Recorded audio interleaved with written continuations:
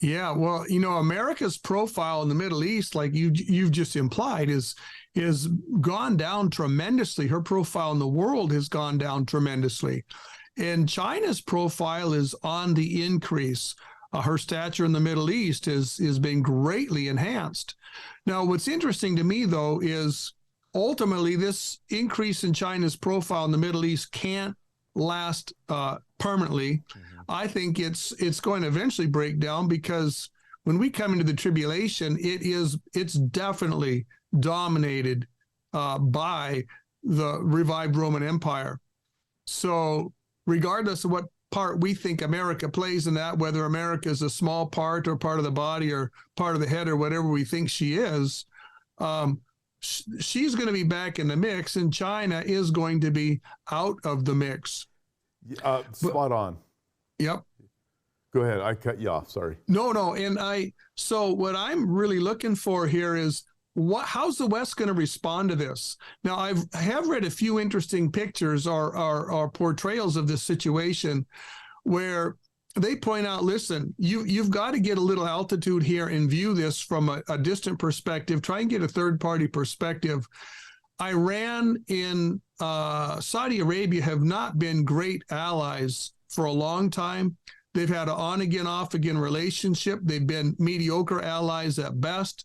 Much of their history for the past few centuries, they've been distant. They've had times when they've been at open enmity.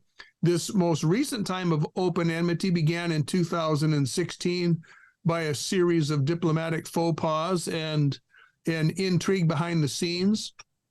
Completely broke down the relationship, and they broke it off. Now, China is stepping in to fix this, but I don't think this implies at all that they're going from enemies to good friends. Really, I think what's going on here is Saudi Arabia is just as afraid of Iran becoming a nuclear power as Israel is. Mm-hmm. The Sunni government and the Sunnis of Saudi Arabia have been at odds with the Shia of Iran for a long time. And how they want the Islamic religion to run the world is very different. If Iran's version of Islam running the world comes to pass, Saudi Arabia will be a second-rate player. If Saudi Arabia's version comes to pass, Iran will be a second-rate player. They're at odds over this, and this is a deeply fundamental divide between them. So I think the Saudis are really... They're kind of playing both sides of the aisle here. If America and Israel step up to the plate and do business with them, and America guarantees Saudi Arabia her security, then I think that this China thing and Iran thing will just kind of blow away.